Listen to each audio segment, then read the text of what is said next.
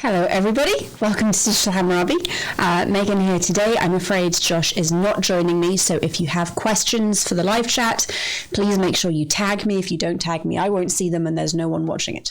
So please tag me at Digital Hammurabi if you have questions for me or for our interviewees today. Welcome. It's really nice to see you all again. Thank you for joining us. It's been a bit of a whirlwind this weekend. We had interviews yesterday and then Josh did a Hebrew Bible class this morning, and now we have our final 3 interviews. If you don't know who we are, this is Digital Hammurabi. We are an ancient history YouTube channel, podcast, really whatever else we feel like doing. Please tell me that you can hear me. Sorry, I've unmuted myself, but I'm always horribly paranoid that I've missed something and somehow no one can hear me anyway. So yes, Digital Hammurabi, ancient history YouTube channel. We focus mainly on Mesopotamia, the ancient Near East, and we also do a little bit of Egyptology and Hebrew Bible. Sorry, I have a dog hair in my mouth. Videos. And today we have interviews for our summer scholarship program. If you've not been here before for the HAPS interviews, I'm going to take a couple of minutes just to explain what HAPS is, why we're doing it, and what the procedure is, because there is still time for you to get involved. And I'm talking about you people sitting at home watching. And today we have 3 fantastic candidates to interview. We have 2 archaeologists and an Assyriologist. It promises to be a really interesting show. We do encourage and actively request audience participation. So if you have questions for any of our guests, please put them in the side chat, tag me at Digital Hammurabi, and then we can get to those after I've finished with my questions. So what is HAPS? HAPS stands for Humans Against Poor Scholarship. Sorry, I'm just realized the glare from my glasses is really awful. Next time I do this, I'll wear my contacts. HAPS stands for Humans Against Poor Scholarship. It is a summer research grant that we run here. We started it in the summer of 2018. We started fundraising. We had our first round of interviews, or first round of applicants in the spring of 2019, and we were able to fund 3 students, Ph.D. students, at $2,000 each, so that they are able to carry out their summer research in summer 2019, and we're able to do the same time today, the same thing this year. We will have another 3 students receiving $2,000 each from the HAPS scholarship to carry out the research that is vital to their PhD programs. Why do we do this? Josh and I have both been through grad school, and we are acutely aware of the financial difficulties that grad students face, especially graduate students in the humanities. If you're lucky, you will get a stipend over the semesters that you are studying. They rarely last for the whole time that you are in graduate school. My personal program, they fund you for 5 years. And then if you take more than 5 years to graduate, which everybody does, I think 8 is the average, then you have to fund yourself for the rest of that time. So even if you are lucky enough to have a stipend, that rarely covers the summer months, which means that students are left to either get paid employment, apply to grants like this one, or take out student loans. Student loans are problematic for obvious reasons. Paid employment is a challenge because it means that you have less time to carry out the research that you have to carry out in order to graduate. So if you are working over the summers to pay rent, to buy food, you're not working on your PhD, which means that it then takes you a longer amount of time to graduation. So you extend your time as a student, which is just not beneficial really for anyone, and certainly not for the graduate students. So we decided that we wanted to try and help out. We also wanted to try and find a way to bridge the gap between interested non-specialists, which is generally speaking our audience, and people who are lucky enough to do this full time. So graduate students, researchers. It can be very difficult as an interested non-specialist to find good academic information. Often it is hidden away on some random esoteric corner of the internet or publishing house, and often it's very expensive to access, especially if you're looking at academic journals. So we wanted to try and bring those two worlds together and give non-specialists access to good research and to be able to ask researchers their own questions. Because a lot of the time academic research is aimed at other specialists who all have the same baseline knowledge of the field, which makes it very inaccessible for people who haven't been through graduate school, who don't have that additional training. So through HAPS, that's what we're trying to do. That's why we encourage audience participation. And I'm looking over here because this is where the chat window is for on my computer. We try and encourage audience participation so that you can all engage in academic research. You can ask the questions that we as academics don't think to answer because we don't realize that it's a problem or that people need to know this information. On top of that, we're trying to give people a vested interest and a personal stake in academic research. We do that by crowdfunding. At the moment, all of the grant money comes from crowdfunded sources. We have a Patreon account. We also have PayPal. All of the information is scrolling across the bottom of your screen. So if you do want to contribute to this summer's research fund, you can still do so. So not only is this entirely crowdfunded by people who are interested in the field, but all of our donors also are given a vote for which research they would most like to see funded. So after these final 3 interviews on Monday, tomorrow, I will be sending out an email to everybody who's donated in the past year. That includes you if you donate within the next week. So that people can cast their vote for the research that they find the most interesting, that they would like their money to go towards, because it is your money. We feel you should have a say in what it funds. And then following the voting process, we announced the 3 successful grant applicants. And then after their summer of research has concluded, we bring them back to find out how they got on, what conclusions they were maybe able to draw, what experiences they had if they were excavating, what kinds of research they did, and just generally to talk more about their PhD projects, because students like talking about their work. At least I always liked talking about my work. You spend so much time engrossed in it that actually being able to talk with someone about it is a very enjoyable experience. So, sorry, I'm very out of breath. I don't know why. That is what HAPS is. That is why we are here today, because we have 3 more students to talk to and to interview. If you do want to contribute, and I understand that money is very tight for a lot of people right now, so if you are unable to, no one is going to blame you for 1 second. Frankly, I'm just glad that you're here watching and taking an interest in the very exciting research that's being carried out. If you would like to contribute, and you can, like I said, all of our donation information is scrolling across the bottom of your screen. If you are interested in what we're doing but can't financially contribute, watch the videos, share them with your friends, tell as many people as you can about what we're doing. Just help us spread the word, because really, getting the research to people who are interested in it is, it's why we're here. It's what we're doing. So without further ado, let's get to our first interviewee. We have David, who is from the Johannes Gutenberg Universität, and he is an archaeologist. So I'm going to bring him in, and it's going to be a little bit squiggly on my screen for a minute. So please bear with me while everything loads in. And remember, if you have questions for me or for David, please do put them in the side chat and tag us at Digital Hammurabi to make sure that I can see them. Just going to unmute David. Hello, how are you? Can you hear me? Yes. I can hear you. Can you hear me? Yes. Excellent. Wonderful. Nice to meet you. Thank you so much for joining us. To begin with, could you just give us a brief introduction and tell us how you got into the field? Sure. So that's a very long story, I would say, but short story is I got into the field when I was in, of course, as a child. I've always loved archaeology, and I've always watched these movies and Indiana Jones and everything. So we have this image that is not very real, actually, of our work, but still.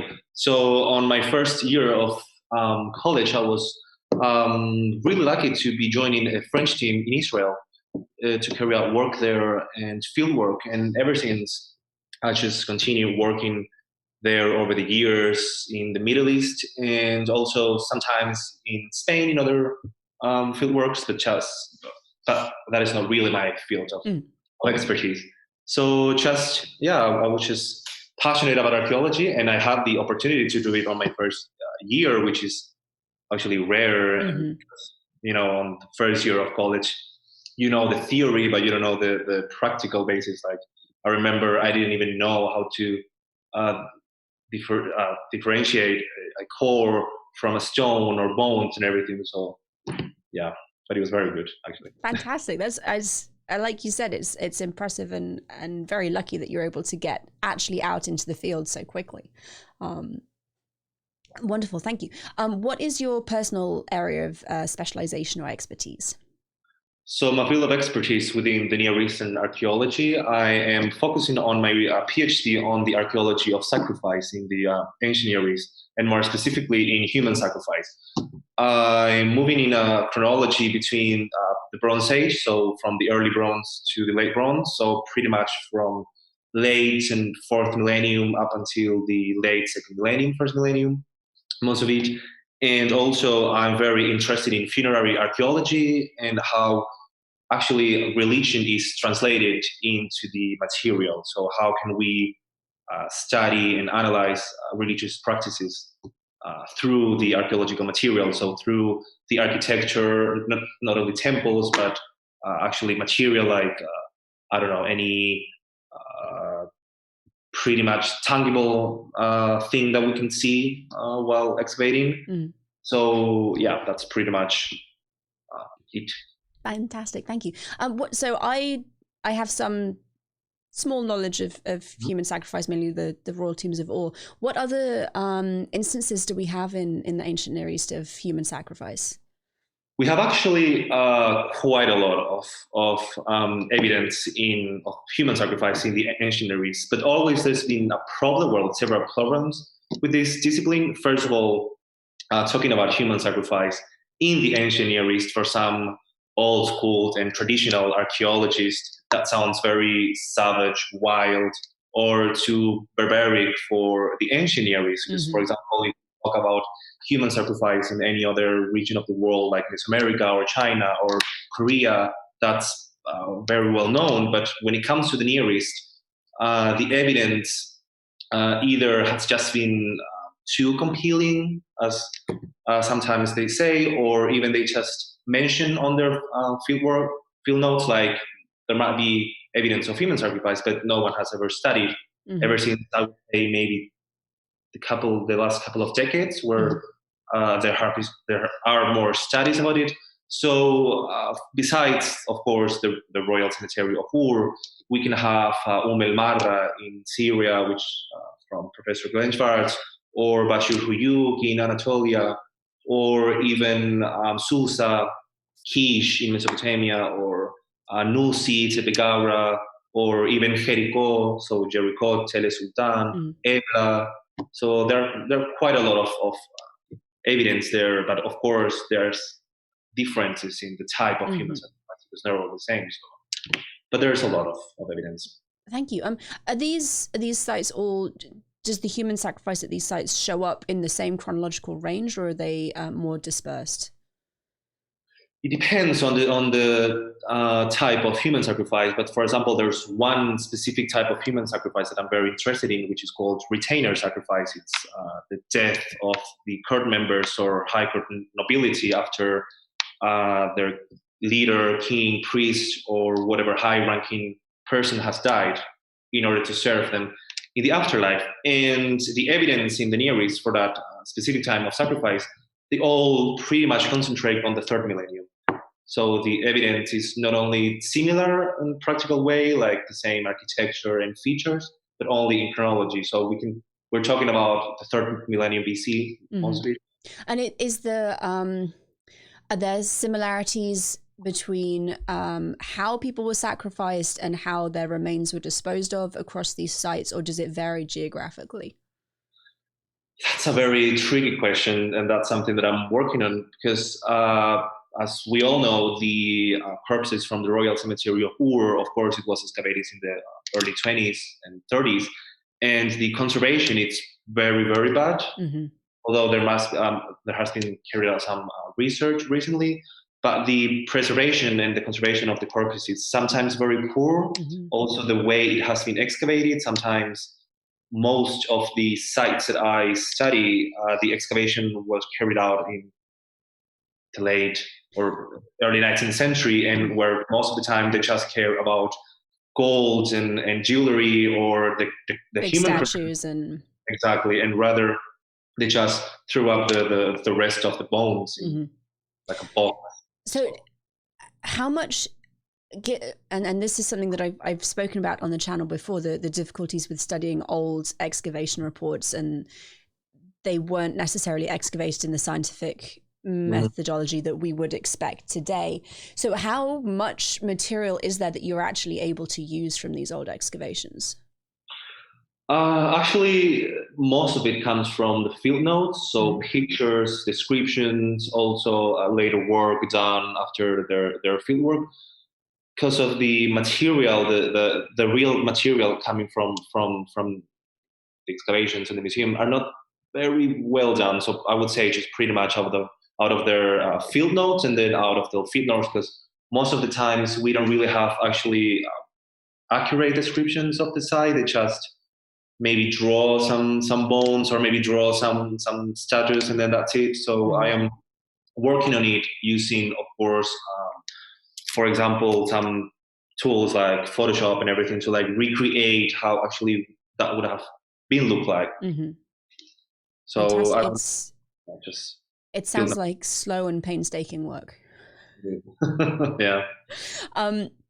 So having said that, what are your plans for this summer then? Well, before this crisis, I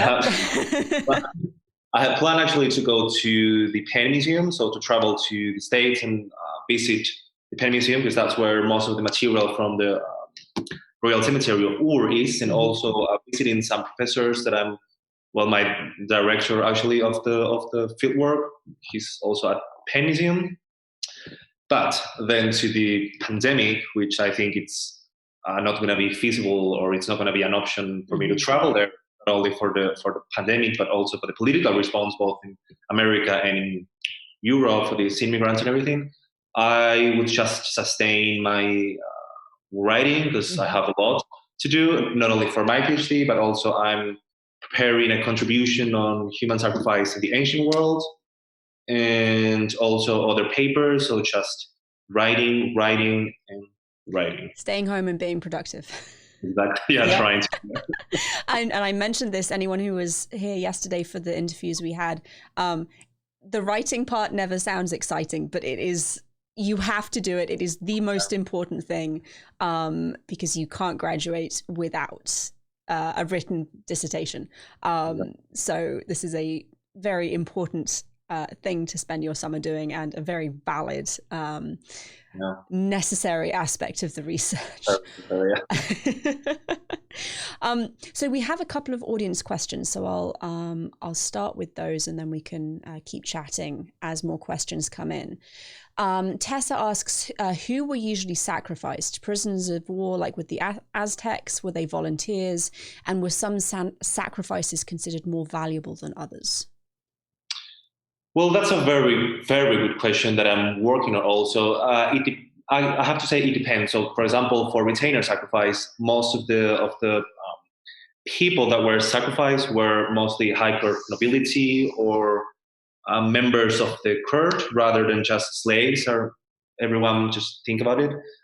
But for example, we have also the evidence of the slaughter of prisoners of wars, but that actually it's very difficult to get the real understanding, because in their mind, for example, so to say, so nowadays, if we want to do an offering for the gods, because that's what at the end of the day a sacrifice is, if we want to do something for the gods, for example, we're not going to offer them a broken glass. We're going to offer them rather a very beautiful and well-made glass. So that's the same applied to the prisoners, for the so-called victims. I don't really like calling them that, but so the prisoners of wars, actually, they committed a sin to their god, so they were slaughtered. Mm-hmm. They were not killed as a sacrifice, rather sacrifice.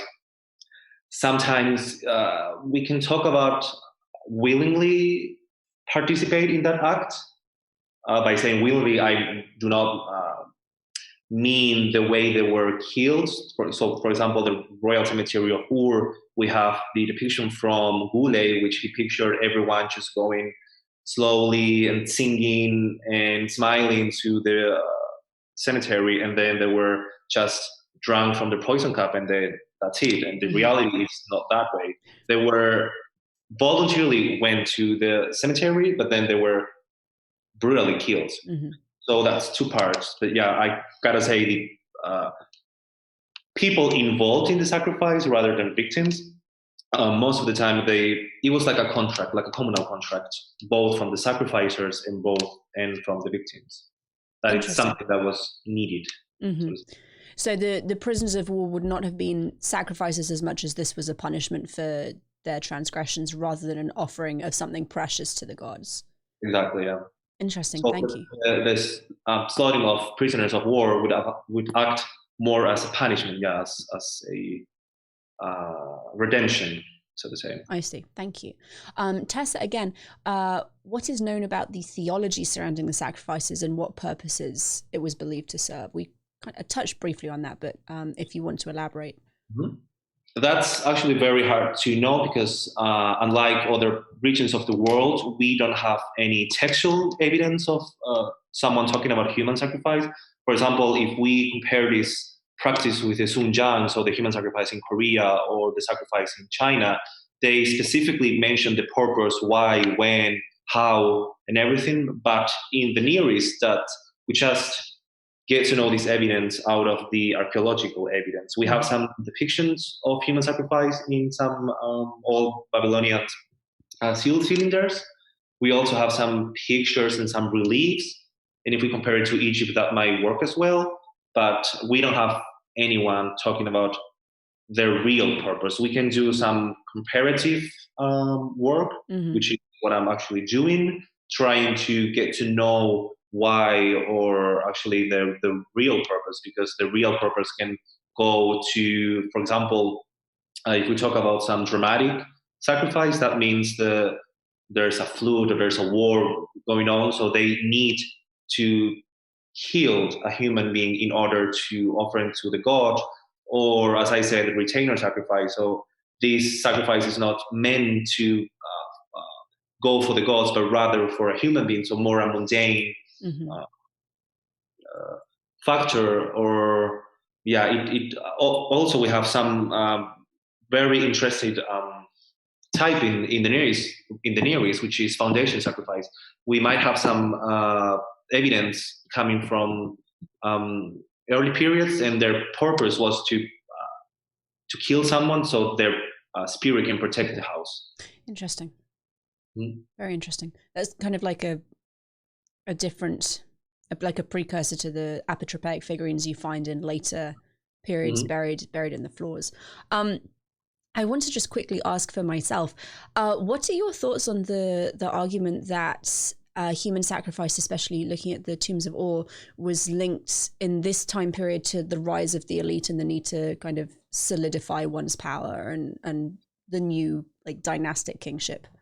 I have to say I can't say, well, as scientists we can say I absolutely agree, but I agree, I highly agree on that purpose, because looking at the evidence we can see most of, for example, this type of sacrifice, or the retainer sacrifice, are from the third millennium, and if we look at the third millennium evidence, history, and everything, we see that's where the early state formation were taking place. So it wouldn't be a lie to think, for example, in the Sunjang practice in Korea, as I said, they actually, that's a little bit later, so from the first millennium BC, but they specifically, the nobility talk about how they needed to sacrifice people, so their power, and because this is a very ostentatious display of power and influence, so they need to show how powerful they were. Of course, this is not sustainable on the long road. Like, for example, in Kerma, in modern day Sudan, we have evidence that they needed to stop sacrificing people because they were not the many. population was Yeah, the population was not wow. very high. Okay. So that's something that it's on our minds. Thank you. Tessa again is asking the methodology behind the sacrifice. So how were people killed? Were there rituals or weapons that were used just for that purpose? We only know some so far. There's one weapon used in the Royal Cemetery. So that's a study carried out by Audrey Batsgaard, if you are interested. And that's how a very sharp weapon was used, and it was kicked out of the head. Mm-hmm. The chest one, we just have that one. Other, we do have signs of maybe burning or the use of fire for sacrifice. That's a bit later, especially in Northern Africa. That's where we know the foundation of Carthagos and how she sacrificed herself with fire. Mm-hmm. But that's very bad the knowledge right now of how they were killed, actually. Because again, we just don't have the skeletal remains. It's not you. And as we know, there's some political issues that we, for example, maybe sometimes we don't get the permission from the government to carry out anthropological studies, so that's very bad, but it depends. For example, we also related to that question, there's evidence in the Arabian Peninsula that two bodies, one of them, he was stoned to death and then buried under several stones, and then the other one was, how do you say, all of their parts were just dismembered. Dismembered. Yeah. That one. So it depends. It's brutal and violent, but not as violent as in Mesoamerica, for example. Mm-hmm. Thank you. Donna Noble is asking, and we again touched briefly on this, but if you can elaborate, then please do. She asked, are you studying physical remains only, or are there like pictorial representations? You mentioned some from the Old Babylonian period. I am working specifically on the context. So rather than just be an anthropological study, which of course is very interesting, it's very, for me, particularly interested in the context. So how can we expect, or where can we expect to find this kind of evidence? Is it nearby a temple, or in palaces, or just in private households? So where can we find this evidence? So for me, it's more about the context and the study of, for example, landscape, actually, in this archaeology of sacrifice, rather than just focusing on one period. So it's just a bunch of everything just put together to see if we can have, like in any other discipline, an archaeology of sacrifice. Like, how can we differentiate from them? Also, there's one interesting thing that I just remember now, the dichotomy between animal sacrifice and human sacrifice, because that's sometimes the same and sometimes it's not. There are some scholars that argue that the differentiation is just a Western construct, because they really didn't even differentiate between them. But for example, in 𝒀LA, the evidence of human sacrifice of 𝒀LA, we all know this very important site in Syria.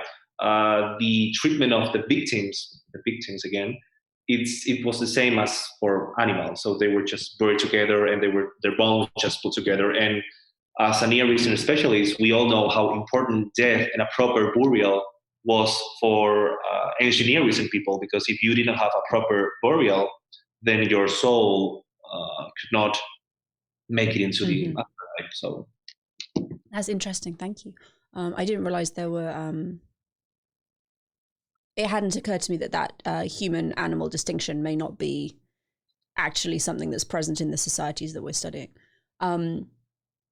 Higher Evolutionary is asking, was there a trend for a particular age group that was sacrificed? No, we have evidence coming from child. Of course, again, it depends on what type of sacrifice we're talking. If we're dealing with this so-called foundation sacrifice, most of the people involved were infants, so children mostly, sometimes adults, but that's very rare. If we're talking about retainer sacrifice, we have evidence coming from not really infants, but young people. So from the age of 15 up to actually maybe 20, 21. So it's pretty, and concerning the gender, we have both, either evidence just from males or both of them, or just females. So both of them. It's not yet a specific group or specific for everything, unlike this foundation sacrifice, which is mainly just for children. Okay, thank you very much. Sergei 19951. Due to the technical difficulties around the region, so talking about wars and political instability, do you plan on widening the area of your study for documental records? I haven't. That's a deep question. Actually, yeah, because my work has focused mainly in practical work in Iraq most of the time, but of course, due to the situation in Iraq, which is not very good, political and everything, it's very interesting also to me how this funerary archaeology and the early stage formation were seen in the Arabian Peninsula. I recently got engaged within the fieldwork in Saudi Arabia, and it's very interesting, and it's such a very interesting country that has not yet been studied. So it's very new and very virgin, so to say. Yeah, there's a lot there to look at. There's a lot to be done, yeah. So yeah, and also the evidence coming from there of human sacrifice as well. It is there, but it's difficult to study. Thank you. 123 Gubapi says, were the methods of sacrifice varied according to who was being sacrificed? What method, sorry? Was the methods of sacrifice, did they vary depending on who the sacrificial individual was? We don't really know that yet. There are some hypotheses, but not really, because again, the evidence, and as I said before, there just been I think 2 or just 1 huge study of human sacrifice in the ancient Near East, and it was back in the 70s. And ever seen it's just forgotten or dismissed. So it's something that is building on right now. It's something that is being worked on. Thank you. So this might be a little bit outside of your knowledge base, so definitely say if you can't answer this one. What did the ancient Israelites think of human sacrifice? What are the ancient Israelites? Israelites? So Israel, you mean, or? Yeah. Okay, yeah, sorry. Well, so our evidence from human sacrifice coming from the Iron Age and later, coming just from the Bible and the Quran and all these religious books. So sacrifice, after, of course, the taking of Christianity, is seen as it is today, as it is a very barbaric practice, very wild, just for, it's the same as killing, it's a slaughter, blah, blah. So their perception of sacrifice after the late Bronze Age, which is also very interesting, because that's the chronology of my last site. So that's the last evidence that I have. It's coming from Jordan, and it's so modern day Jordan, and it's from the the early Iron Age, late Bronze Age. So it's very late, and then there was this hiatus, and then we just see the human sacrifice in the Bible and in the Quran. So, for example, in the Quran, it's not Israel, but it's so we have this statement, that there were some human sacrifice carried out in the Arabian Peninsula before the Islamic taking place. Also, the Canaanite religion, so the Canaanite sacrifice, it's also very good regarding to the evidence, but that's coming from rather Tel el-Daba in Egypt. So there's this Egyptology, but in Israel, the evidence is just very, very poor, I would say. Taking out Jericho, so because that's a very huge site that we all know. But regarding that, besides, it's not very good, and just the Bible and the Quran. Thank you. Okay, so which peoples practice the sacrifice of newborns, and can you hypothesize about the reasoning behind newborn sacrifice?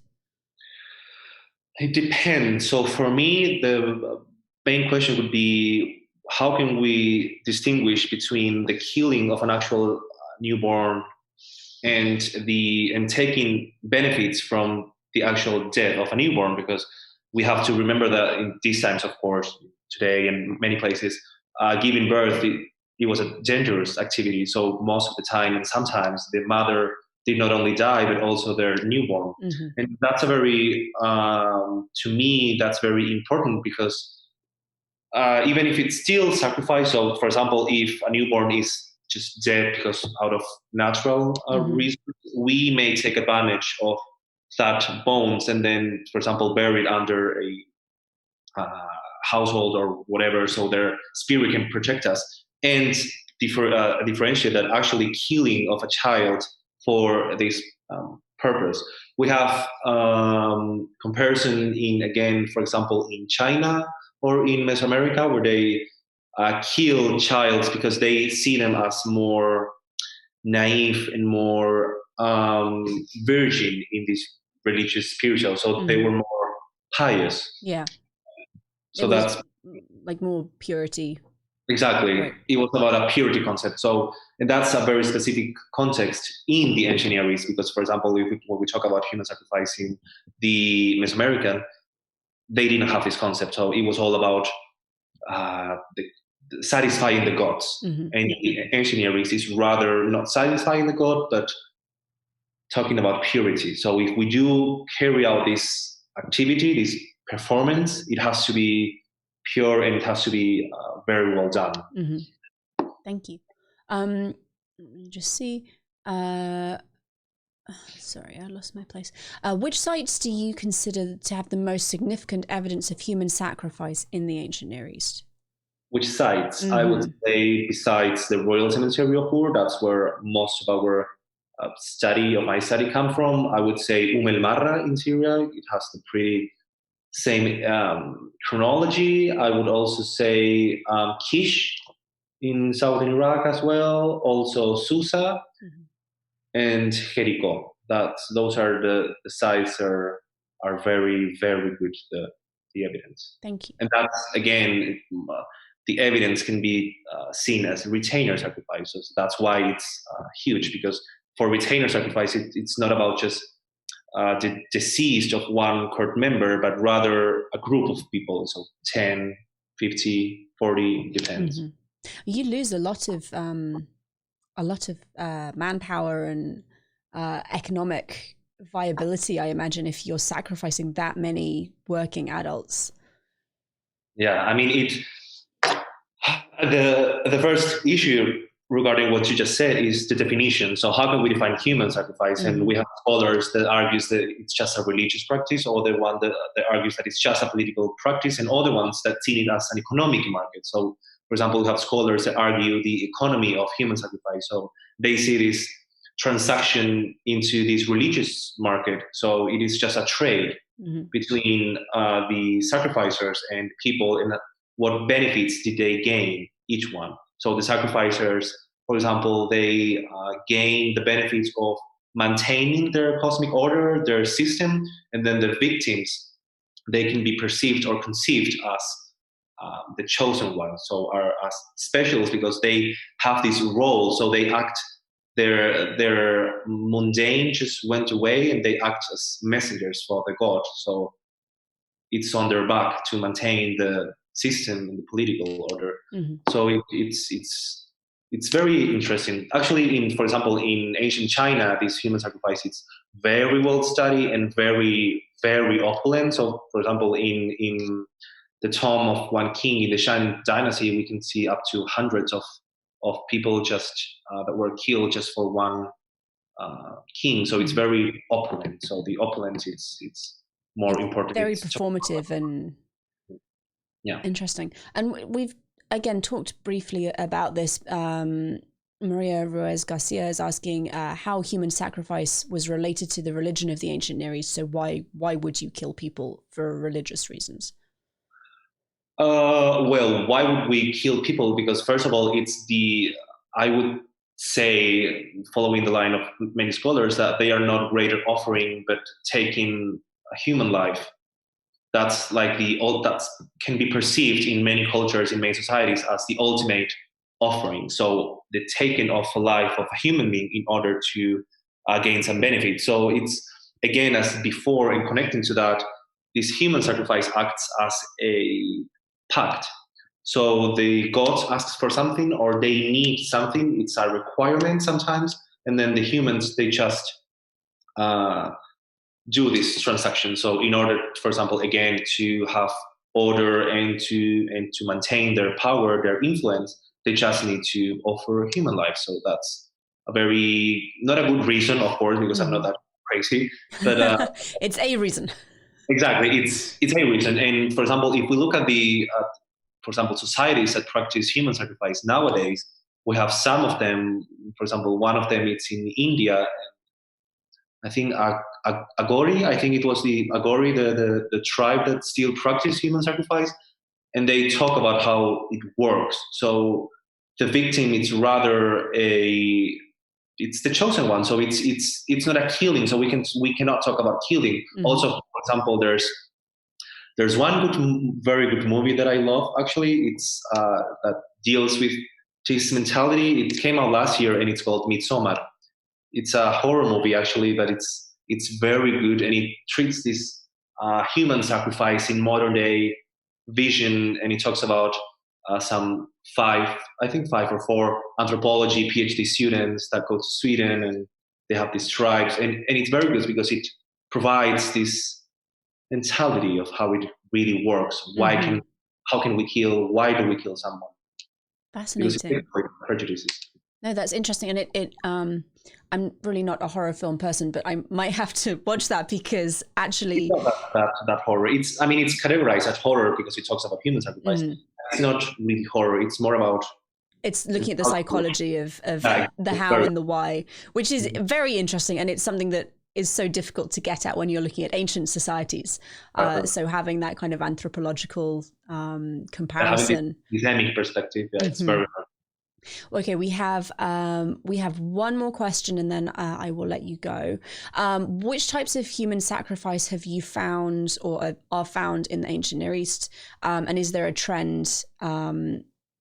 She says in the religion. I'm not quite sure how we could see that. So first of all, I think for the religion, human sacrifice, it is a religious practice, of course. It can be seen as or perceived as many other because it's, I would say, multifaceted practice, but one of them is our religious practice.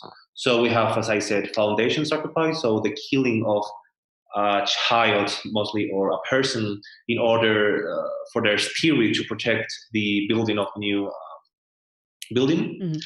And then we have a retainer sacrifice, which is the deceased of the group of high court nobility or aristocracy in order to follow their leader in the afterlife, so keep serving, so maintaining their role in this life, in the afterlife. Then we also have a third group, which this group is very problematic in the Near East, but it's called dramatic or this emergency sacrifice. So it's just carried out when there's some really bad thing happening, like a flood or a war, or for example, I don't know, they were not enough food to sustain everyone, so they just need to use this tool, so to say, so their god are so they can gain the favor of the gods again. So those are pretty much the main type of human sacrifice. Of course, we have other ones, like, for example, we have some evidence with the use of fire, as I said before, but yet I have not categorized them as one because the use of fire is very different from culture's perspective, and also it's very, very, very difficult to trace this use just on the archaeological evidence. Wonderful. Well, thank you very much.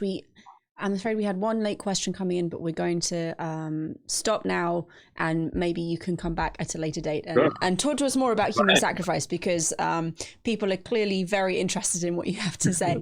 I think this is the most questions we've had for a single person. Thank you again, David, so much for joining us. I'll be in touch in a couple of weeks to let everyone know the results, but thank you again. Thank you so much. Bye. It's a pleasure. Bye.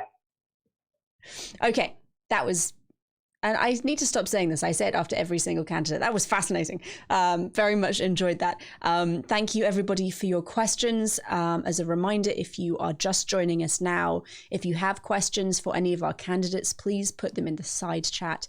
Make sure you tag me at Digital Hammurabi, because if I don't see them, then I can't ask them unless there's a bright orange box. I'm really not going to, I'm not going to see it. Sorry. Yes, so that was David, who is studying human sacrifice. And now I'm going to let Roberto in. Roberto is an archaeologist at Leiden University. So we will see what he is going to be researching. And again, give me a minute, everybody, just to make sure everything comes in as it should. Roberto, hello. Hello, can you hear me? I can. Can you hear me? Oh, perfect. Wonderful. Oh, Wonderful. It's very nice to meet you. Thank you so much for joining us. Yeah, you too. Could you just start by giving us a bit of background and explaining how you got into the field? Yes. Well, as young boy, I was always fascinating by history and archaeology. I grew up in Italy, so I was surrounded by. I was going to say it's everywhere. Yeah, it's almost everywhere. So I was used to play very near, very close by an archaeological site in the south of Italy. Then when I finished school, when I finished college, and I said, well, what I can study, I decided to go and study ancient history. And did my BAs in ancient history. And after my BA, I decided to switch to archaeology. And my MA at the University of Bologna in Italy is actually on archaeology. And then particularly in the Near East. At the very beginning of my master, I did a workshop on remote sensing analysis, so how to analyze satellite images and look for archaeology or archaeological future, let's say. This was about the Near East. So this is how I got into the field of Near East. So then I did I joined some teams in Arabian Peninsula in Oman, and then also at the very eastern edge of the Near East and in Turkmenistan. Also Uzbekistan, so what we call like the Stan country. Wonderful. What's your personal area of specialization? Yeah, my area of specialization is southern Turkmenistan. It's called Murkab. It's an inner delta. So, and basically that area was the core of the what we call the Oxus civilization, or the Bactrian Marjana archaeological complex, also is called, between the 3rd and the 2nd millennium BC. So my main question was how people could survive in such desert landscape. Although maybe the paleoclimate was a little bit different, but we know that during that time there was an aridization process going on. So while we had to look for the water resources, so where the water is, that was the main elements to survive in such climates. So my question was, where's the water resources? And I started to look at where are the ancient channels and where also the sites, the archaeological sites are located in relation to the water resources.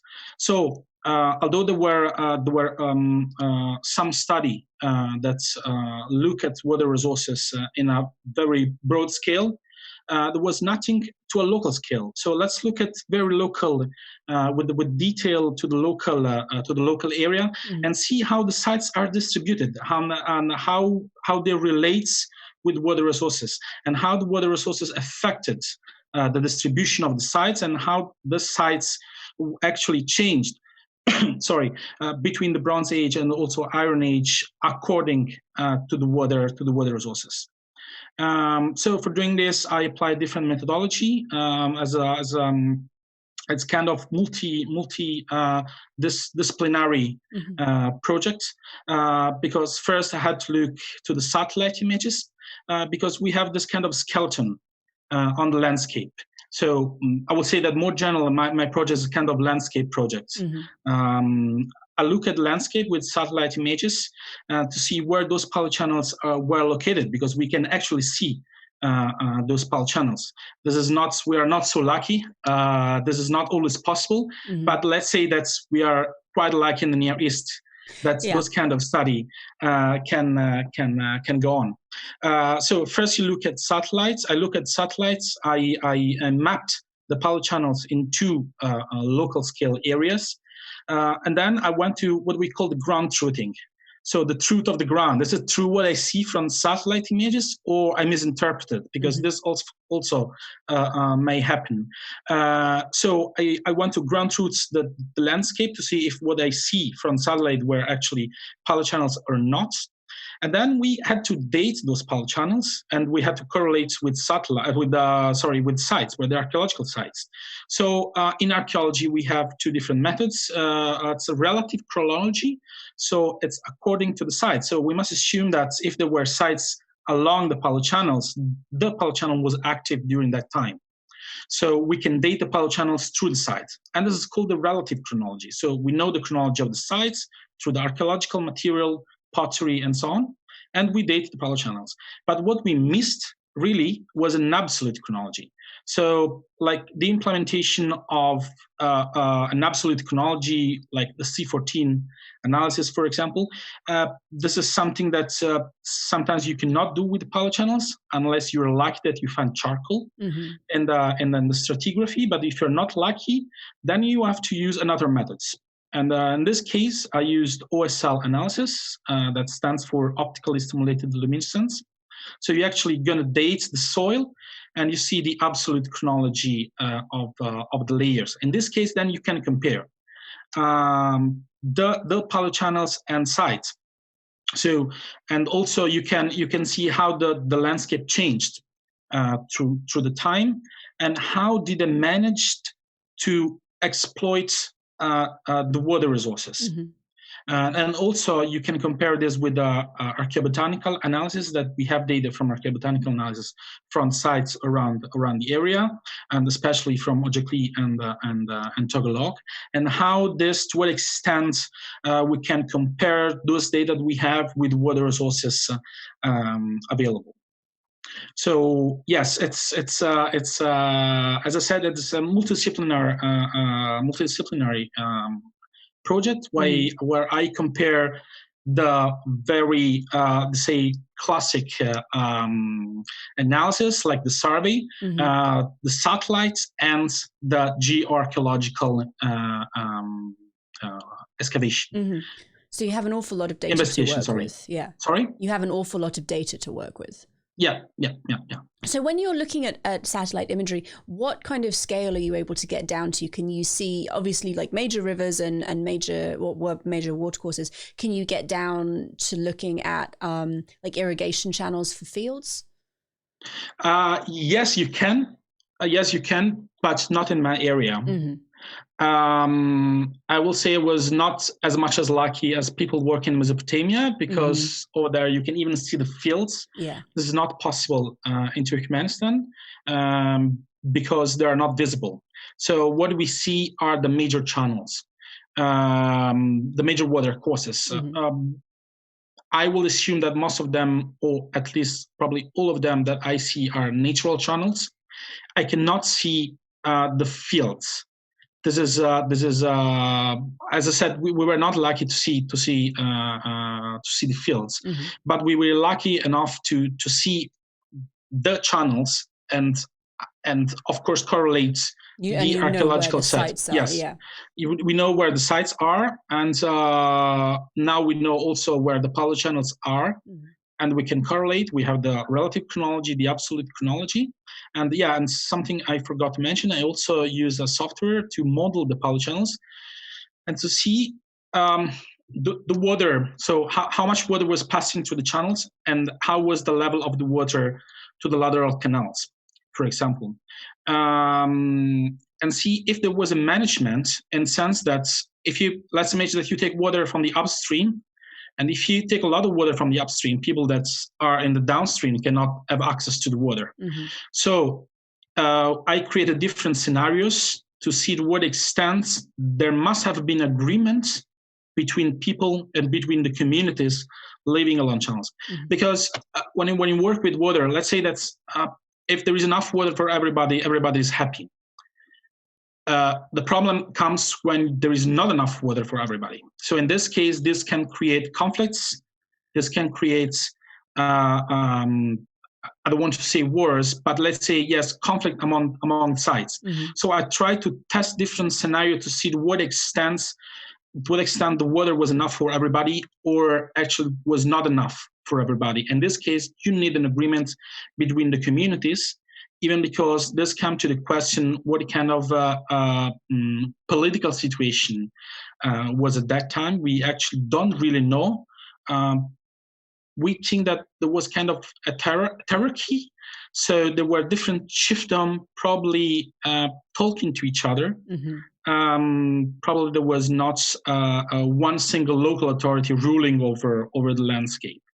And of course, managing the water might have been one of the main factors that could have provoked conflicts among the communities. What is the climate like in that area of Turkmenistan? Is rainfall agriculture possible, or do you have to rely on irrigation for crops? Well, at the moment, rainfield agriculture is not possible. So you only rely on water channels. Probably in the past, definitely after the Iron Age, from what we call the classic period, the historical period, the area became almost a desert. For my time, the Bronze Age, there was an aridization going on. There was an aridization process, definitely from the late Bronze Age towards the Iron Age. So probably rainfield agriculture was not enough to sustain agricultural productivity. So that makes it like the water management of major channels and canals is even more important, because if you don't have the rainfall to rely on, then you have to have irrigation to live and to survive. Exactly. Thank you. We have a couple of audience questions that I'll get to in a minute. Remember, if you have questions for Roberto, please do put them in the side chat and tag me at Digital Hammurabi, and we'll get to those very shortly. What are your summer plans then for research? Yes, my summer plan is to stay home and write as much as possible because I'm in my last year of Ph.D. So I will say that many people consider that data collecting is the most important time. I'm now soon realizing that it is important, but it's not one of the, let's say, the crucial part. The crucial part is that you collect the data and then you have to analyze the data. You have to process the data and then you have to finalize and write your PhD. So this is very crucial. I'm facing this. I'm challenging myself to actually put all the data I have to come up with the final results and write about the results. This is very crucial because you have to analyze and you have to put together all you have done in the past 3 years. And this is very critical. Sometimes you realize that, oh, I missed something. This is something that I could have done better. It's very crucial because at this point you cannot come back. So it is very important, I think, for most of the PhD candidates. The last period of the PhD is most, I would say, stressful moment, at least for me, because you have to finalize everything. So like this scholarship, I would say, will really help me a lot to stay home and finalize my PhD. No, it's the last push is very important and very stressful and last meters. Very, very necessary. Well, congratulations for making it this far. It's quite a journey together. So we have some questions. How important were irrigation systems to the development of civilization? Yeah, I will say that it was very important. Not only in my area, I will say in all ancient Near East. It's something not very, very special. I mean, it's something very special that we see that most, I would say not all, but most of the ancient civilization developed along the rivers. Egypt, the Nile, Mesopotamia, the Tigris and Euphrates, the Murghab, or the Indus civilization also. They all developed along rivers. So water resources is the most important factor that we have to consider in the increasing of social complexity. I'm not one saying this. Already Wittfogel said something back to the 70s. But yes, studying the water resources is very important, especially in such regions such as the Near East. Thank you.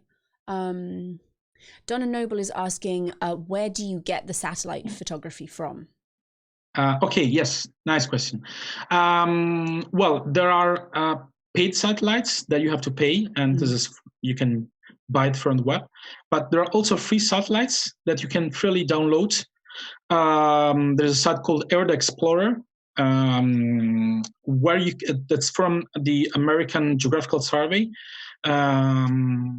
where you can download the satellites. You can download different satellites. There are also satellite images freely available from the European Space Agency. It's called Sentinel. They released Sentinel-2 already. I'm not quite sure if they released Sentinel-3, but I don't think so. So Sentinel-1 and 2. There's also Landsat images, but I also use images which are not available in sense that they're not free. They are called Corona. Corona was a spy program for the Soviet Union. Of course, Turkmenistan was a former Soviet country. So Corona was a spy program from the United States back to the 70s to spy the Soviet country. They were released and in the 90s, I think was Clinton that released those images. So they are now free in the sense that you can buy those images. They're not very expensive, I must say. And this for the Near East and Central Asia as well, they're very important because we can see the landscape how it was in the 70s. Because between the 70s and now there is a lot of agricultural exploitation going on that unfortunately I must say that this has destroyed a lot of sites, especially in the area where I study. So these images are very important because they give us a kind of screenshot on how the landscape looked like before the human intervention between the 70s and now. That was actually going to be one of my next questions. How helpful is it to have this wide range of satellite photography so you can compare from different decades? I also have aerial photography, Soviet aerial photography, and also important are the cartography. The cartographical maps are also very important because this helping me to better understand the landscape and not misinterpret the features.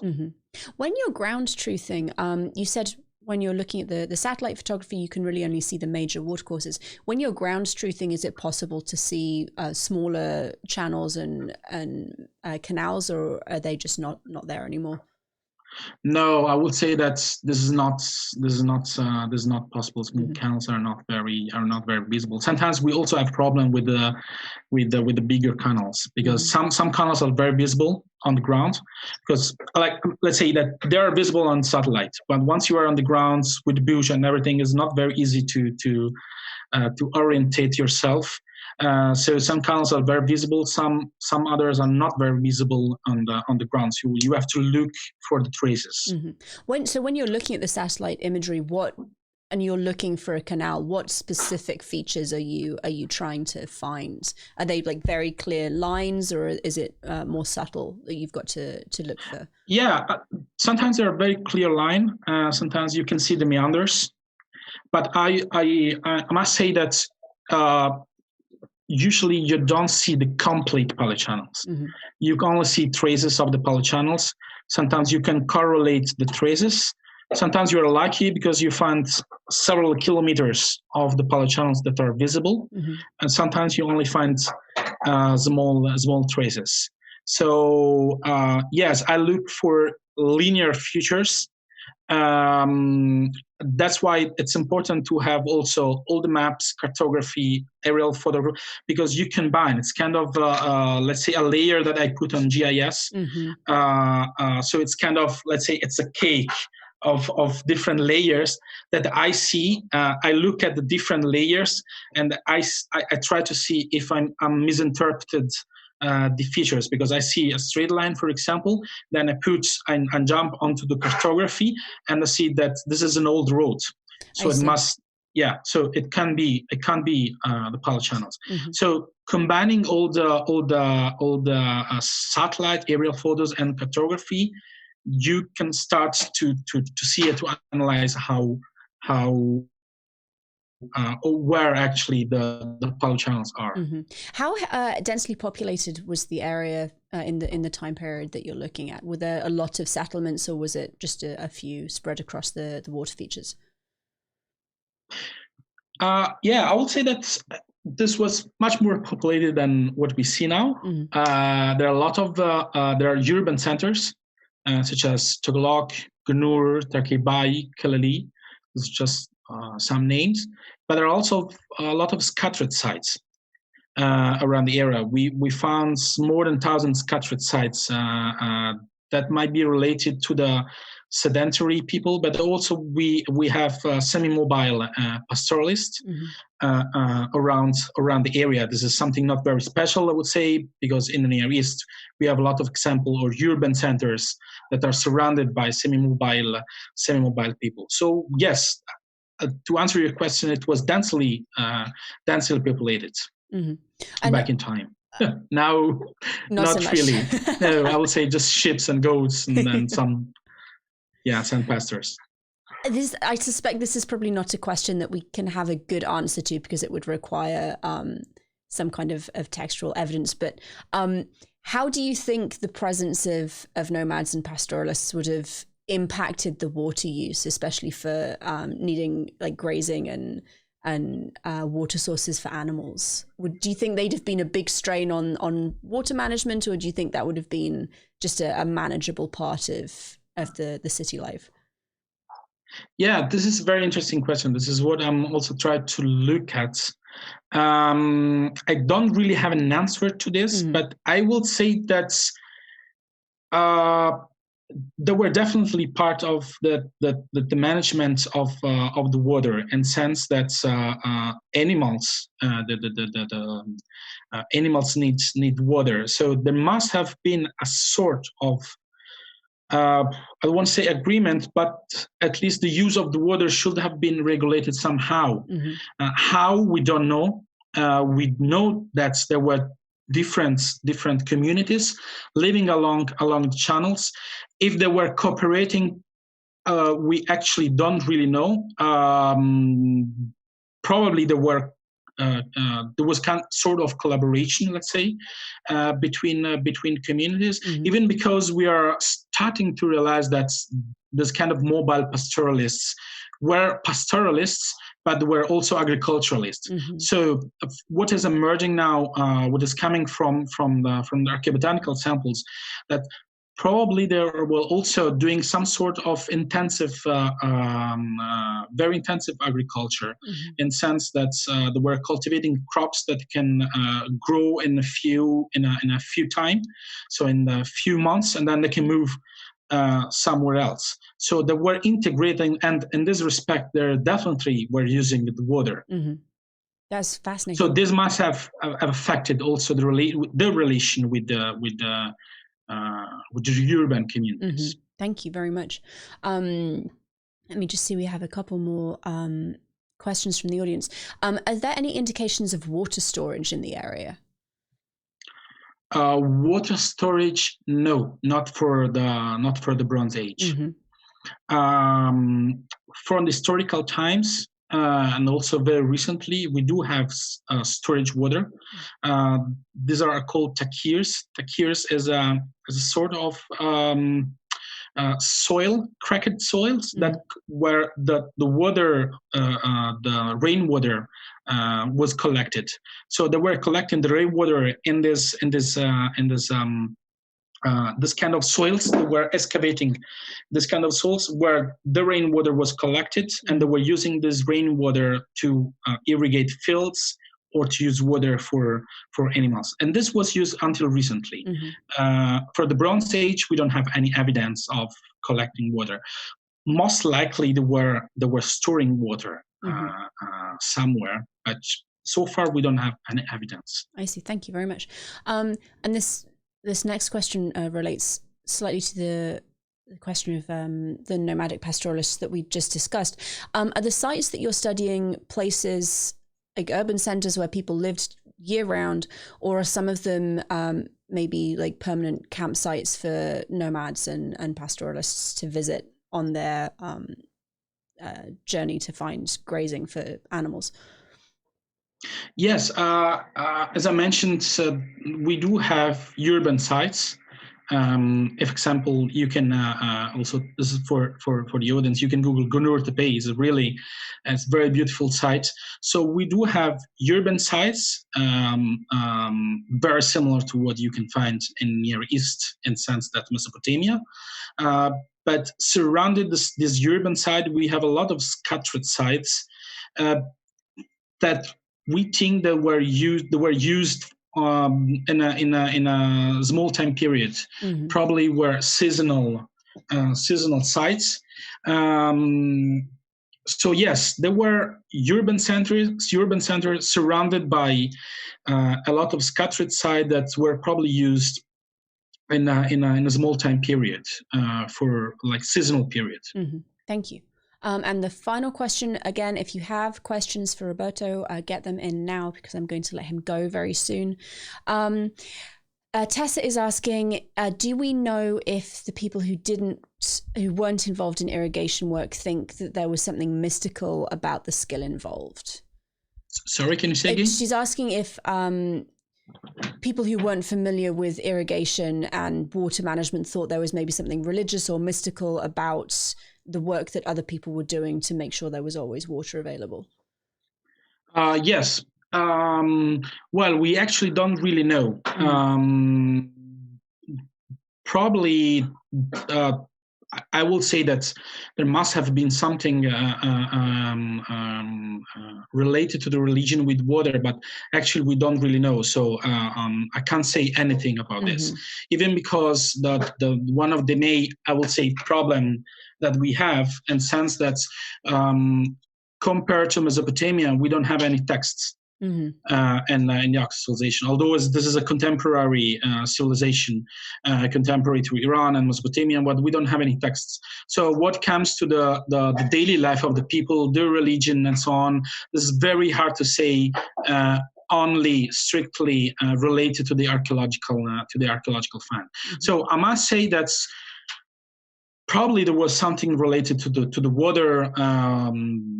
Some scholars have argued about Zoroastrianism, and we know that water was an element very important to the Zoroastrian religion. Some others are a bit skeptical on this. So, but I would say that archaeologically speaking, we don't have any evidence. But probably, why not? There must have been something involved in water and religion, or connected between water and religion. It certainly makes sense. Exactly, it makes sense in a region where you're so reliant on irrigation for your livelihood and for the survival of your civilization. Well, we don't have any more questions from the audience. Is there anything that you'd like to add before we let you go? Well, I would like to thank you. Of course, I really like this kind of bottom-up initiative as scholarship, and I also would like to thank the team, because what I've achieved was not only me walking alone in the desert, but as for everybody, there is a team involved in this. So the project for the ancient lookup, and also from the IE and lead by Lini Rose, and also the Tagalog project from the University of Bologna, led by Barbara Chiasetti. So I would like to thank everybody, also students involved in projects. Everyone is crucial to every project. That's an excellent point to end on. Thank you very much. All research depends on a myriad of different people who are enabling everyone else to get their own work done. Well, thank you so much, Roberto. It was lovely to meet you. Thank you too. And I will be in touch in a couple of weeks. Thank you. Thanks. Bye. Okay. We've actually got a couple of people working on water at the moment, don't we? I think one of our first interviews was was with a student who's working on water. And we're going to just take a minute because we're a little early and our final interviewee keeps popping in and out. So I'm not sure if she's having computer issues. If you have any questions for me about how HAPS works, please put them in the chat. I will answer them when I get to them. And as a reminder, if you are watching and you would like to get involved, we do have our donation information scrolling across the bottom of the screen. Everybody who donates gets to vote on the research that they would like to see their money go to. So tomorrow I will be sending emails out to everybody who has donated with voting information. You will be able to vote for your top 3 choices as we're able to fund 3 students. So please, if you are interested in this, if this is something you want to be involved in, you can either donate or just share these videos. You can tweet them, you can email them, you can put them on Facebook, smoke signals, carrier pigeon, really however you want to get this information to people who you think would be interested in either funding some PhD students or just talking to them about their research, because everyone likes talking about their research. And then please share as widely as you can. We would very much appreciate it.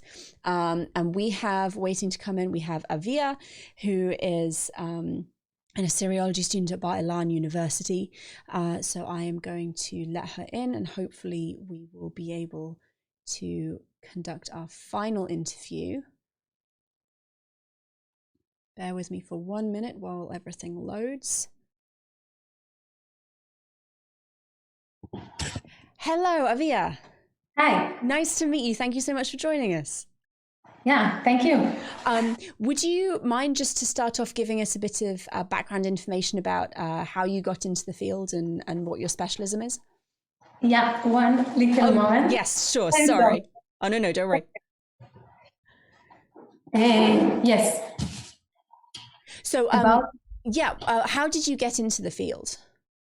Actually, I started with a Bible study, and my first and second degree was in the Department of Bible in the University of Bar Ilan in Israel. During my second degree, I learned some Semitic and ancient languages, like, for instance, Akkadian, Sumerian, a little bit Egyptian, Aramaic, Mandaic, and Ugaritic. And after having 2 degrees in the Bible, in the field of the Hebrew Bible, I wanted to move into the Assyriology, hardcore Assyriology, and also to look at the Bible from a point of view of an Assyriologist, but from the outside. I wanted to do a hardcore Assyriology already. You're very brave. Yeah. And I know from your application that you're working on 🀭 hymn. Could you explain to the audience exactly what you're doing for your PhD work? Yeah, my PhD work my purpose is to present a critical edition of one Royal Sumerian hymn. This hymn was composed in honor of King 🀭. King 🀭 was the second king of the 3rd dynasty of Ur. He ruled over Mesopotamia at the end of the 3rd millennium BCE, of course, and he had some poets that wrote for him series of hymns. We know today about 23 hymns of 🀭, and 🀭 C is one of the 3 longest songs of King 🀭. The unique part of this hymn is also the length, but one really unique thing is that this hymn is written on the first person. The hymn has some hundreds of lines where 🀭 praises himself on the first person. In this hymn, he's a superhuman and super king. He's good at everything. he able, yeah. For those who are not familiar with 𝑒, he has a bit of a reputation among Assyriologists because there are so many hymns extolling his various great virtues. So they're absolutely fascinating and I love them. Can you maybe for those who don't know, explain a little about the purpose of a critical edition, why people write these very detailed translations? So I have, I think, 4 steps in my work. The first step is to read all of the copies of the hymn. This hymn was copied more than once, and we have today 17 tablets of the hymn of 𝑒. Not all of them overlap each other. There are some overlappings, but not. We don't have the full hymn. We have some gaps. Some gaps and some missing lines. But we do have about maybe some, I think 350 lines were preserved from the hymn. I appreciate that the original hymn included something about 450 lines. So we have a major part of the hymn. We have 17 duplicates and tablets of the hymn, which are today in the Museum of Istanbul, and most of them are in Penn Museum in Philadelphia. And I have been to Philadelphia and I worked on the sources, on the original sources, and we read all of the sources and we edit a full score for each one of the line of the hymn. For each one of the line, I have to present all of the variants of the line, to show the differences between them and to explain the differences. And this is the first step. The second step is to translate the hymn into English in that case. And the third step, which is the most challenging and the most interesting for me, is to write the philological and the literary commentary. And that's where the first step is, and the very last step is to write the introduction of the petition. So when you're writing a philological commentary, what kinds of things do you pick out to discuss and to explain for the reader? So the philological commentary is based on words. I mean that in a philological work, the smallest unit is a word, and the word is not enough to know the meaning of the word or the translation of the word. First of all, the Sumerian language was not deciphered enough yet. So not all of the words we know also how to translate them. First, we translate them. And second of all, in high level poetry, like that of 𝑒 hymns, it's not enough to know the base meaning of the word. I have also to be familiar with the spectrum of meanings for one single word. And I have to decide how to translate, and I have also to decide what are the other option of translation or of understandings of one single word according to context and genre. And for me is really challenged because I have the feeling that sometimes in order to understand the genre, I have to understand the vocabulary of the genre or the group of words that appear in this specific stanza or genre.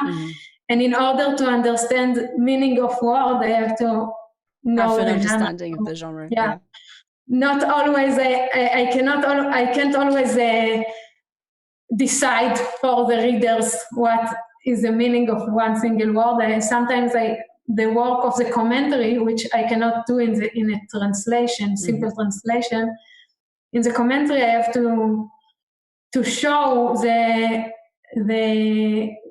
ways that I have to do in order to understand the diverse meanings of one single word, and this is fascinating me. Yeah. I was just going to say that word choices, when you're translating, which word to choose and how to prioritize that word above, like you were saying, the different ranges of meaning that a single word can have is incredibly complex. Yeah, and it's really also beautiful, so it's worth it. To understand words and to understand 4,000 years old world, it's great. Yeah, I definitely agree with you there. Translation is difficult, but ultimately highly rewarding work to do. So when you're just looking briefly at the sources that you have, what the sources you're using, would they have been originally school texts, or do we have copies on maybe foundation deposits? Where would these texts have been used and come from? So it's a good question, of course, and I don't know all of the answers for that, but I do know that all of the duplicates, all of the copies that we have today of Shulgi C were found in Nippur, in the city, the tell of Nippur. That's why they are today in in Philadelphia and in Istanbul. Yes. And it means, it's really interesting, specifically according to Shulgi hymns, it means that the library in Nippur is from 200 years after Shulgi, and Shulgi ruled in the city of Ur, not far away from Nippur, but his central palace was in Ur, the city of Ur, and those texts that we have today are from the Old Babylonian period, and Shulgi is 200 years before was lived, and it means that there are some duplicates in other Sumerian hymns of Shulgi that were copied already at the time of Shulgi himself, but mostly not. The most interesting thing for me is to follow the preservation of the writing of the words. Even though the duplicates and the copies were copied 200 years after Shulgi, they are preserving the ancient and the archaic writing from the time of Shulgi. This is the main point, that the main help. It helps us to surely know that those hymns were surely written by Shulgi and his poets. This is one of the parts of my work to deal not only with the vocabulary and the translation and the literature and the parallels of other Sumerian composition, but also with the writing. What Sumerian science and scribes they chose to write words. So it's kind of like using the copies from that later period as a bit of a time capsule to understand the language as it would have been spoken and written 200 years earlier than what you're looking at. Yeah, this is part of the work that I have to do also in the philological commentary, and yeah. Fascinating. What then are your summer plans for your research this year? So I'm working now on the philological commentary, and for that I have to work at libraries. I used to work in the library of the Institute in Munich and in Jerusalem in Israel. Now I'm, after some semesters in Munich in the fantastic library of Munich that really helped me to understand what is full Assyriology library. Mm-hmm.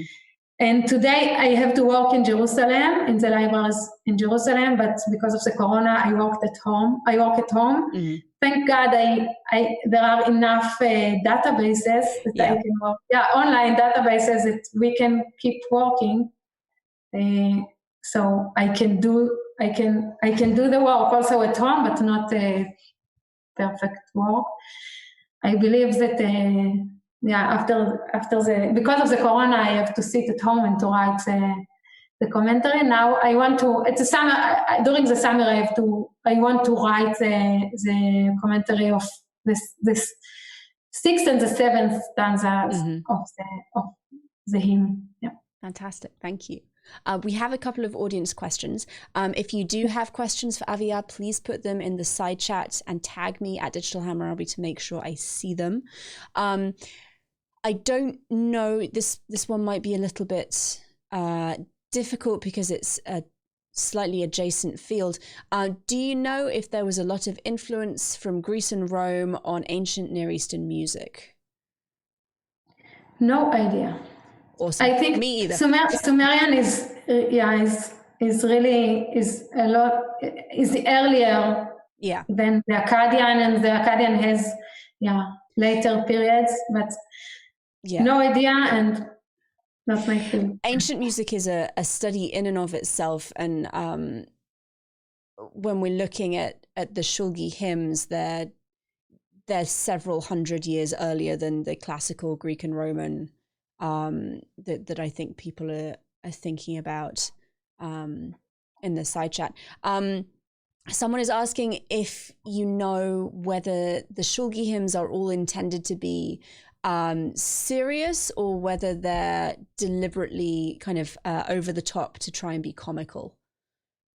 To try and be funny. If they're very flamboyant to be funny and to make people laugh. I believe that this is kind of question that it's also hanged on my point of view. Mm-hmm.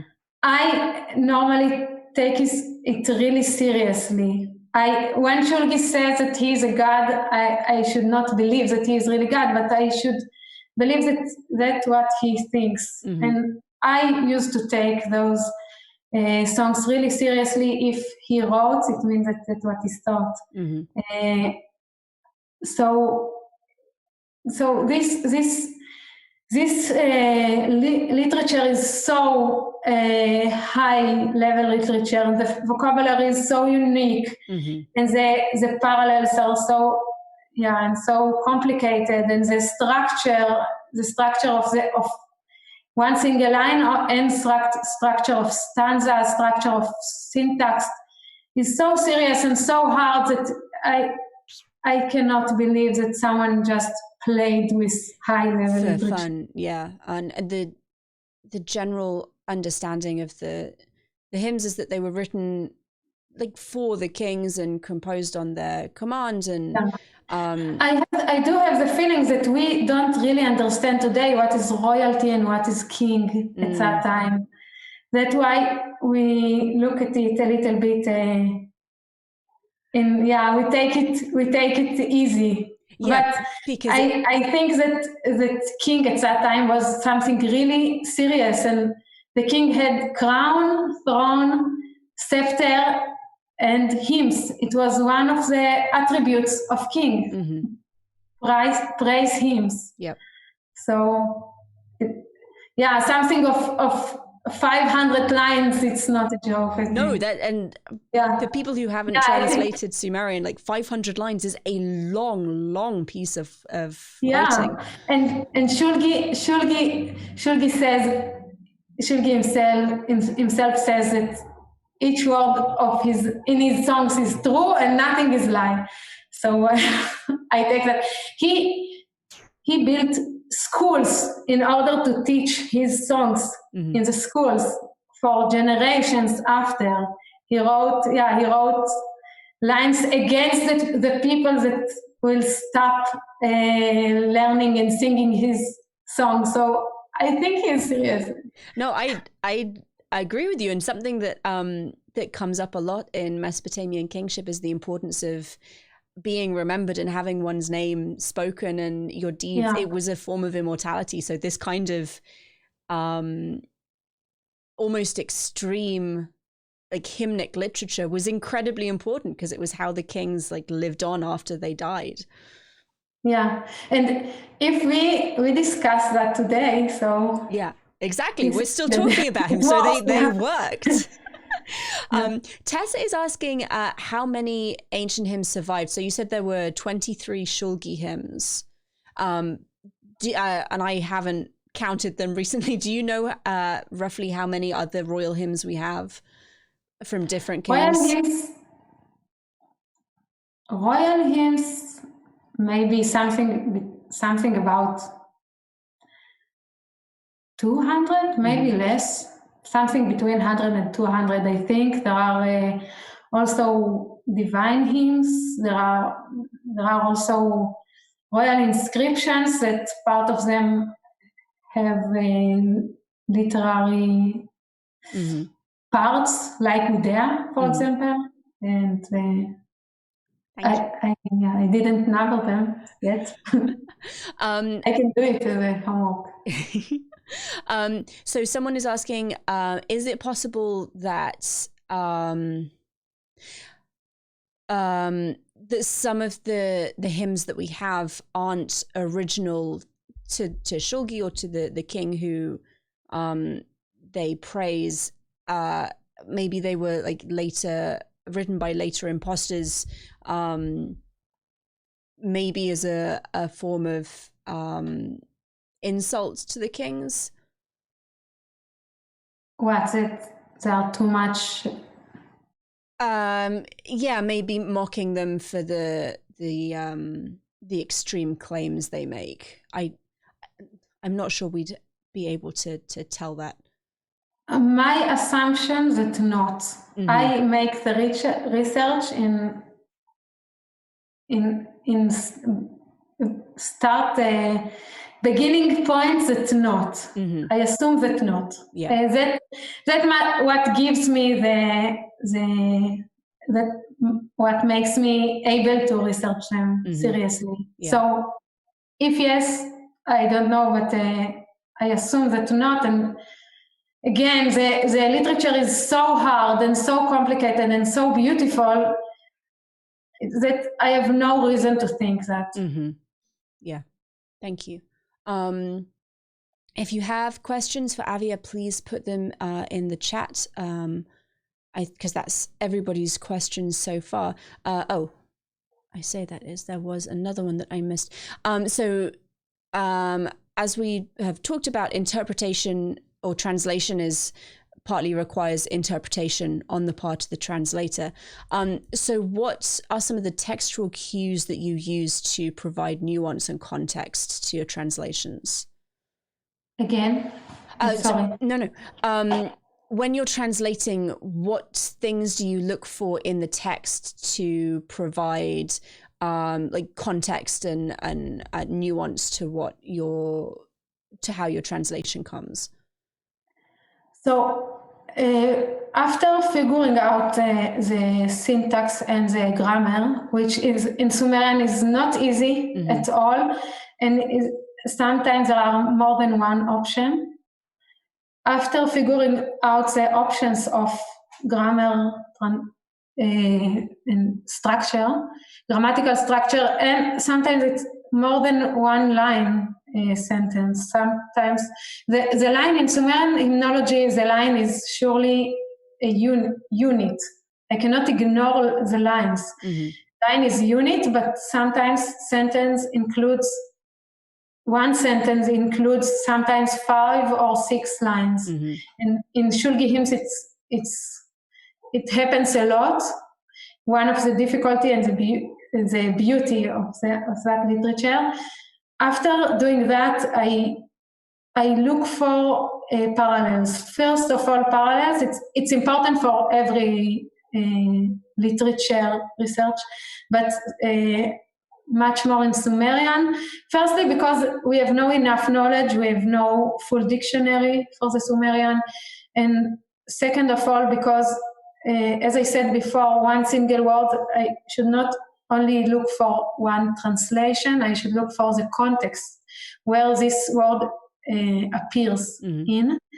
And it really helps me to figure out what is a specific meaning according to this context and in this poetic line. And I bring to the commentary the parallels, and surely the parallels from the other Shulgi hymns or close hymns like Gudea or Ishmedagan or the hymns of the kings from Isin.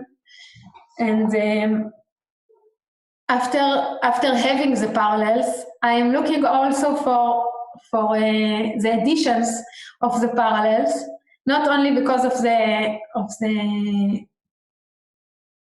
writing of the words that the addition brings, also because of the fact that the Sumerian is no full dictionary. Sometimes the dictionary value appears in the addition and in former commentary of former editions, and sometimes those editions bring me the discussion, not only the translation, but the full discussion of an appearance of one single word in the same context like of mine. And if I find something, if I find the dictionary value of the word in other edition, I'm lucky. If not, I am also lucky, but sometimes I have to write it. Sometimes I have to write by myself the dictionary, like the dictionary value of the word in order to discuss it according to my context. So it's for some words, I imagine that's a very, very long process to track down all of the other ways and places it's been used, and then to see what every other scholar has said about that particular word. Yeah, sometimes I can write 2 pages on one single word, not even on one line, but on one single word. And this is the most beautiful part of my work, but it's hard. It's hard to do that. And and in Shulgi hymns, it's much more than all of the other hymns of the other kings. It's really, he is really a little bit crazy. Yeah. Thank you very much. And we have someone asking, does the necessity of writing your work in English add an extra layer of difficulty for someone for whom English is not the first language? I am impressed. Thank you so much. The Assyriology, you can hear that my English is not perfect, but the Assyriology community is small one, and in doing an edition is something that we want people to use and that's why we do that, and this is the Assyriology. So we have Sumerian, Akkadian, English. Yes. Well, I have to say your English is fantastic, and writing, I would struggle to write an edition of anything in Sumerian using English. So I have great admiration for people who write academic work in English when it's not their mother tongue. Thank you so much. And I have also good teachers, so thanks them I can do that job, because without that I couldn't do it. Yes, In Assyriology, much more than any other field, I have the feelings that we really need our teachers. We cannot do that alone. Yeah, no, I would agree with you most definitely there. And we have one final question, Tessa, and I don't know if you'll be able to answer this because, again, it's a little bit outside what you're doing. Do you know if anyone is reconstructing the hymns like how they would have sounded? So maybe trying to sing them as they would have been sung. I don't know if anyone is doing. According to an academic, the ciphering of the pronunciation. I don't know. That's a good question. This is a great problem. The issue is that anybody in the field of Assyriology knows that we decipher the Akkadian according to the Sumerian scribe, and we decipher the Sumerian according to the Akkadian vocabulary. Mm-hmm. And the Akkadian reading comes from the Semitic languages that are spoken today. And also the Semitic languages that are spoken today, we cannot be sure about the pronunciation. For example, my mother tongue is Hebrew, and I read the Hebrew Bible, of course, but I don't know how to pronounce it as it was pronounced at the Bible time, of course. Yeah. So we do know a lot because of the Akkadian, but we cannot be sure. Mm-hmm. We do the best that we can and hope that we're right. We have enough knowledge, I think, but not full knowledge. Mm-hmm. Yeah. Well, thank you very much, Avia, for joining me. This has been very interesting. And I'm very excited. I will be keeping an eye out to read your commentary when you're done, because that is a monstrous piece of work. And I'm glad someone is doing it, but I'm also glad that it's not me. Thank you so much. My pleasure. And I'll be in touch in a couple of weeks to let you know how everything has gone. Great. Thank you so much. Thank you very much. Goodbye. Bye. Wow. That is old school. Oh, I've missed my... There we go. Sorry, I'm back. That is like hardcore Assyriological work going on right there. I am honestly in awe of all of our applicants. They are doing some truly fantastic work, very difficult work, very labor-intensive work, and work that it requires an awful lot of passion and skill to complete. So if any of our applicants are watching, thank you so much for applying. I'm truly honored to have been able to speak to all of you. I think everyone has done an amazing job during their interviews. We've had some great audience questions. And that is the last of our HAPS interview this year. We will have more interviews obviously next year. But if you have donated, please look out for an email from me tomorrow for instructions on how to vote for the students you would like to see funded. I'll be announcing those results, I believe, on the 3rd of May. Let me just check that before I tell you. Nope, 4th of May. I'll be announcing the results. I will give everybody a full week to do their voting. Please make sure you vote early, because obviously if you try and vote on the 3rd of May, voting will have been closed and you will not be able to do that. If you have not donated and you would like to and you are able to, the donation information is scrolling across the bottom of your screen. So please do that. The dog is going crazy because someone is outside the study door. Yes, just thank you everybody so much for joining me and for bringing your questions and for showing your enthusiasm. I've had a great time. I hope that you've all had a great time. And we will see you soon.